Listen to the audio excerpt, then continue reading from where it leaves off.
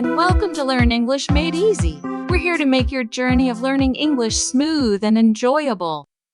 This program is designed for English learners, so we speak a little slower, and we use words and phrases especially written for people learning English. Coming up on the program, Gregory Stockel has a story on the MTV Music Awards where Taylor Swift took home the top prize. Brian Lynn has this week's technology report on the environmental impacts of AI development.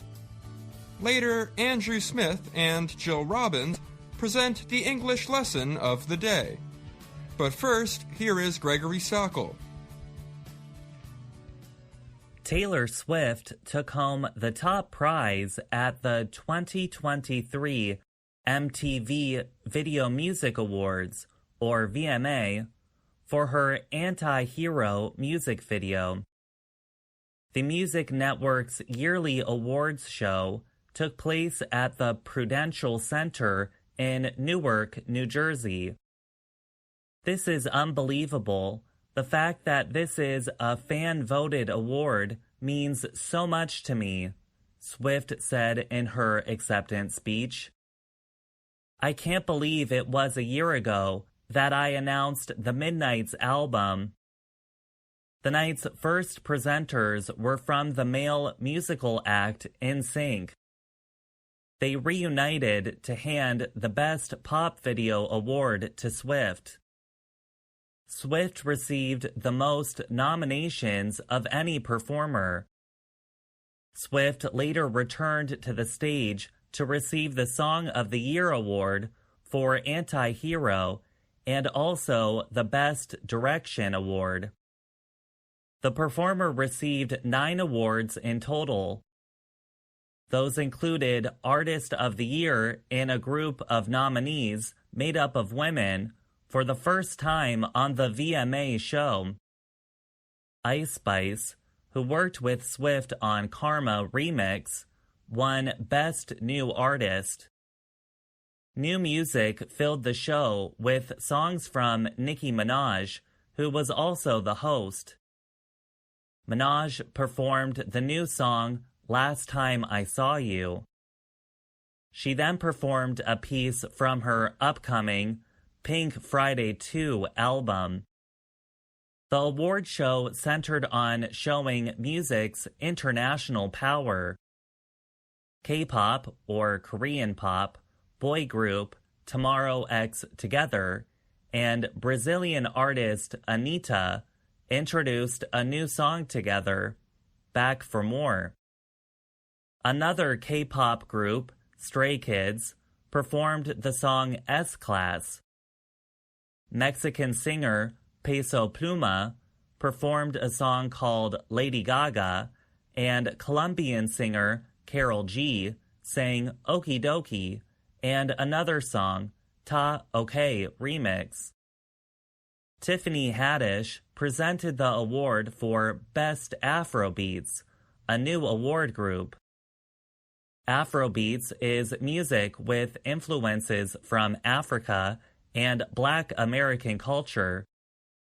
Rema and Selena Gomez won the award for the popular song Calm Down. Africa in the house, Rema said in his acceptance speech. Gomez said, I want to send all of my love to Nigeria. Thank you. Colombian star Shakira received the Video Vanguard Award and performed a mix of her popular songs. MTV, thank you for being such a big part of my career since I was only 18 years old, Shakira said. She also thanked her parents and her children, who she brought to the show. This is for you, my people, my Latin American people, inside and outside this country, she said in the Spanish language. Diddy received the Global Icon Award from Mary J. Blige and his daughter, Chance Combs. He is the third act to receive the award, after the Red Hot Chili Peppers in 2022 and the Foo Fighters in 2021. The artist also performed at the VMAs for the first time since 2005. The performance was a collection of some of his most popular songs, like Bad Boy for Life and Mo Money, Mo Problems. Lil Wayne opened the show with a performance of his new single, Cat Food. Olivia Rodrigo then brought her Vampire music video to the stage before performing Get Him Back. Later, Anita would win the Best Latin award for the second year. In her acceptance speech, she laughed, saying, "I want to thank myself," and she added, "because I worked so hard." French Montana, a performer who presented an award, brought attention to an effort to provide aid to victims of the Morocco earthquake. The performer grew up in Morocco. The VMA show ended with a celebration of 50 years of the musical form hip-hop. It included Nicki Minaj, Lil Wayne, LL Cool J, and DMC of Run DMC. I'm Gregory Stockel.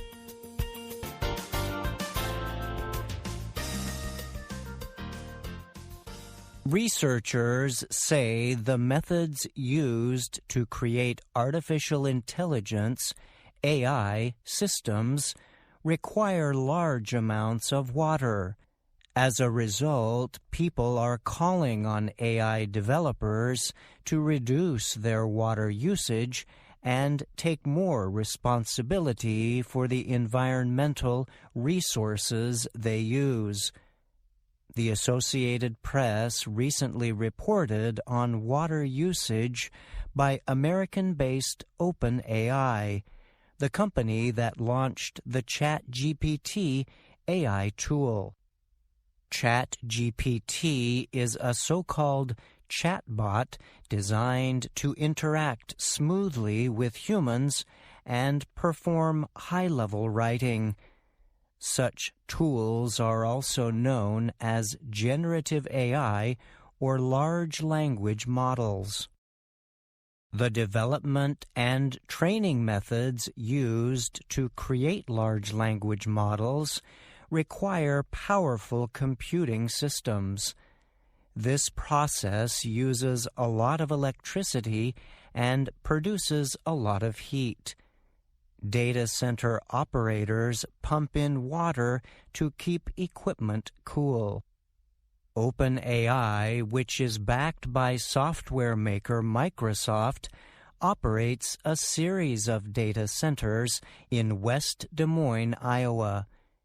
The city in the central part of the state is home to about 68,000 people. They're building them as fast as they can, said Steve Gare, who served as the city's mayor when Microsoft first arrived. He said the software maker was attracted to the city because of its efforts to improve public projects. The former official also said Microsoft provided a huge amount of money in taxes in support of the efforts. But, Gare said of the company, they were pretty secretive on what they're doing out there. In 2020, Microsoft said it was developing one of the world's most powerful supercomputers for OpenAI. At the time, it did not name the Iowa city as home to the project. Microsoft described the effort as a single system with a huge number of semiconductors and processors to support AI workloads. In late May, Microsoft President Brad Smith made his first public comment about the company's new AI supercomputing data center in West Des Moines. He noted the center was built to support development efforts for the ChatGPT system. Water is taken from the nearby Raccoon and Des Moines rivers to cool down the Microsoft OpenAI computing equipment, the AP reports. In its latest environmental report, Microsoft said its worldwide water usage rose 34% from 2021 to 2022 to almost 1.7 billion gallons. Industry experts have suggested the large increase was directly linked to the company's AI research. It's fair to say the majority of the growth is due to AI, said Xiaolei Ren. He is a researcher at the University of California, Riverside, who has been studying the environmental effects of AI products such as ChatGPT. In a paper set to be published later this year, Ren's team estimates ChatGPT takes up 500 milliliters of water each time someone asks the tool a series of between 5 and 50 questions. The estimate also includes indirect usage companies generally do not measure.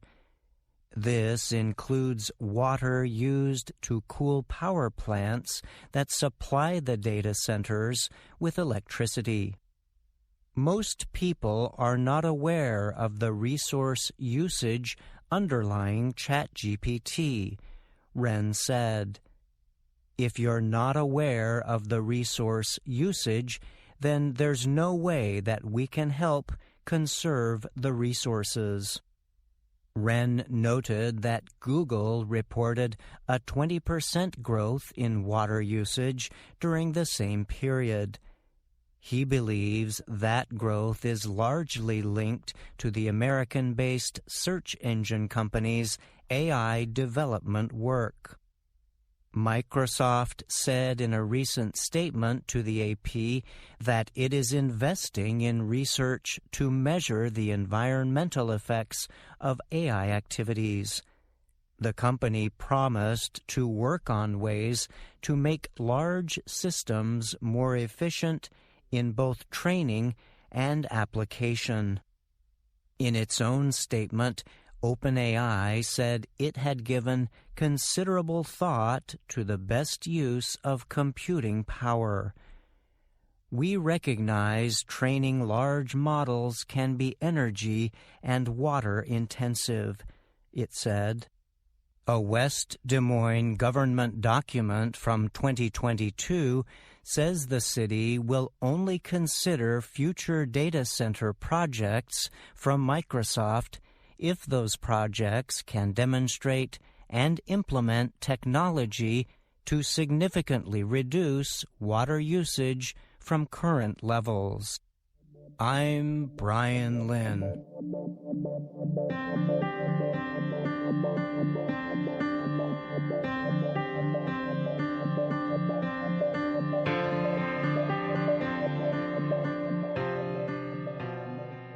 Now, Brian Lynn is here to talk more about his technology report. Thanks for joining me, Brian. Of course, Dan. Thanks for having me. This week's report dealt with how increased AI development is affecting a valuable natural resource, water. We learned that powerful computing systems used to build and train AI tools generate a lot of heat, so water is needed to cool them. How have technology companies reacted so far to calls for them to take steps to limit their water usage? So far there hasn't been a lot of attention paid to the direct link between AI development and water resource usage, and therefore not a lot of AI developers have been speaking out. But ChatGPT creator OpenAI and the company that backs it, Microsoft, both recently issued statements on the issue. and those statements centered on ways they plan to make the technology, equipment, and processes they use more efficient. They argue that if those systems can be improved and made more effective, the need for water cooling will not be as great. And one proposed way to improve those processes is to carefully choose where AI developers set up their data centers in the first place, correct? Yes, so industry experts have pointed out that it makes sense for AI companies to set up development operations in places with a milder climate. This is because the cooling systems would be more effective in places that can use outside air, for example, in the process as well, not just water. In some very hot areas, it takes a lot more electricity and water throughout the whole year, really, to operate the computers used to build and train these AI systems. Interesting. Thanks again for being here, Brian. You're welcome.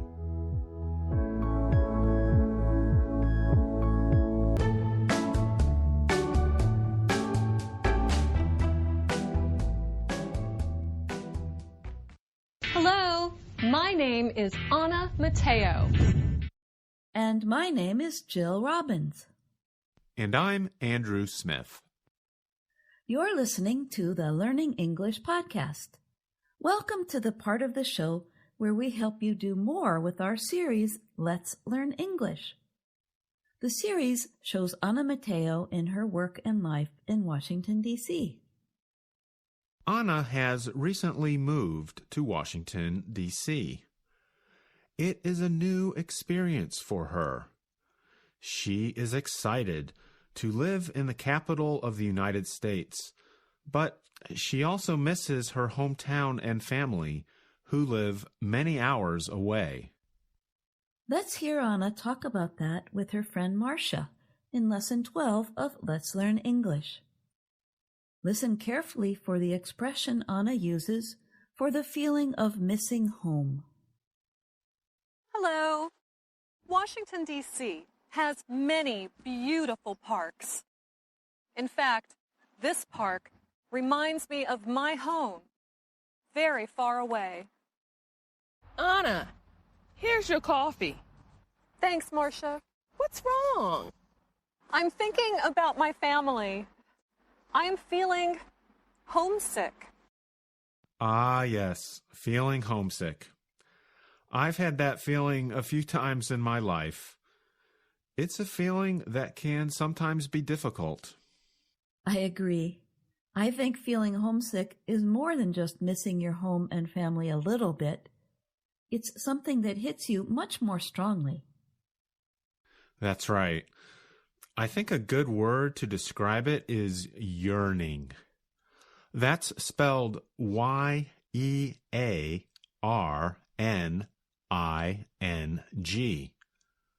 A yearning is a noun and means a strong desire for something, often for something that you can't reach.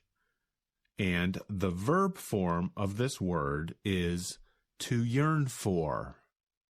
And another word that means the same thing is longing.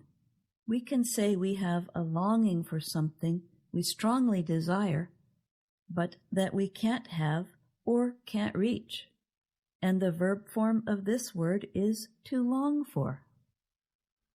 So, if you long for home, it means you miss it a lot. And that's feeling homesick. Have you ever felt homesick, Jill? Yeah, one summer I was working in China, in Chengdu. I was getting kind of homesick, and while I was walking around the city, I ran into this cute little cafe that was just like an American coffee shop. I ordered a drink and sat down and saw they were even playing American videos on their TV. I started talking with the owner, and I felt much less homesick. It was like a little bit of the U.S. in the middle of Chengdu. Yeah, well, that makes sense. I think when you get to see something familiar with your own home culture, that will help you feel less homesick. And, you know, it's also interesting that Even a positive thing, like the parks in Washington, D.C., can make Anna homesick. That's because they remind her of home. Let's listen to Anna say that one more time. Hello. Washington, D.C. has many beautiful parks. In fact, this park reminds me of my home, very far away. Jill, remind me to tell our listeners what podcast they are listening to. Okay, I'll remind you now. Andrew, remember to tell our listeners what podcast they're listening to. You're listening to the Learning English podcast. I'm Andrew Smith. And I'm Jill Robbins. In English, we remind someone to do something. But a thing can remind us of something else. That's right. People learning English need to remember to include the preposition of. So the order of words to follow is remind plus the person plus the preposition of. Like remind him of, remind her of, remind them of, or remind Anna of, remind Jill of, remind someone of. That's right. The word also has a noun form. For that, we say a reminder. A reminder is something we use to help us remember. Like reminders on your phone. Right. I have to put everything on my phone to remember it nowadays. My phone is my memory. So you would be really lost if you lost your phone. No, I think I'd take a vacation. Well, also a reminder can simply be something we see or experience that makes us remember or think about something. And if it's a very negative reminder, we have a special expression. We say a sober reminder of something. Can you give an example, Andrew? Sure. When we see a bad car accident, that is a sober reminder of how dangerous it can be to drive. In this case, the word sober means serious and causing worry. So, Jill, coming back to the topic of feeling homesick, do you have any advice for how people can deal with it? I think if people keep themselves busy and get involved with people in their new place, they will usually feel less homesick. You'll probably find that the people are just as nice there as the people back home.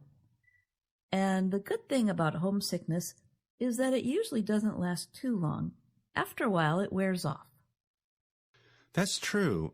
It does wear off, which means it disappears after a certain amount of time. I remember that once I felt really homesick for just a few hours, but then only a day or two later, the feeling was mostly gone. Yeah, sometimes homesickness can wear off quickly. However, if someone continues to yearn for home or long for home for a long time, we could say they have chronic homesickness. Yeah.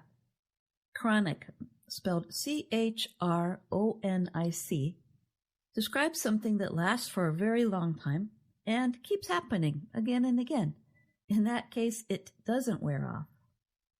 I'm Andrew Smith, and you're listening to the Learning English podcast. Jill, we should explain to our listeners that the phrasal verb wear off can be used for both physical objects and for what we feel inside. Oh, yeah. For example, the paint on a car can slowly wear off over many years, especially if it has been sitting in the sun. But the phrasal verb wear off is used more for things like feelings or for the effects of food or medicine. Like the effect of a drug wears off over time. And the best cure for homesickness is to visit home. And depending on your family, you just might be happy to travel again afterwards. We do love our families. And when Anna talked about feeling homesick, she shared photos of her family with Marcia. Several times, Marcia asked Anna to explain a bit about what her family members do. Let's listen. This is my mother, and this is my father. They are rodeo clowns. What do rodeo clowns do? They make jokes at a rodeo. People laugh. That's very different. Who is that woman in the picture? That is my Aunt Lavender. She is my mom's sister. She loves gardening and makes spoons. She makes spoons? Of course. That, too, is very different. Oh, this is my Uncle John. He is my father's brother. What does Uncle John do? He's a chicken farmer and makes guitars. He's awesome, and I'm his favorite niece. Who are they? They are my cousins. They are my Uncle John's daughter and son. What do they do? They raise sheep and make sweaters. That's some family she has there. In American culture, asking about what kind of work people do is very common. At a social gathering, when Americans first meet a new person, often one of the first questions they ask is, "What do you do?" Or "What kind of work do you do?" That's right. Sometimes Americans will talk about their job first and then talk about where they are from or about their family. I guess Americans really like their jobs. Well, maybe. Or maybe they just like talking about them. For some reason, it's just one of the first things Americans usually talk about when they meet new people. That sounds like something a cultural anthropologist could tell us more about. Yeah, I think so, because anthropologists study human culture.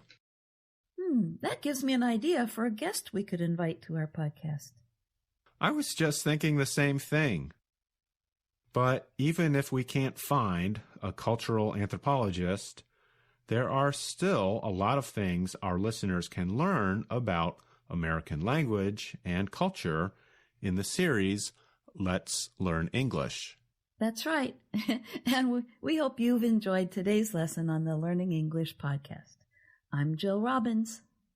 And I'm Andrew Smith.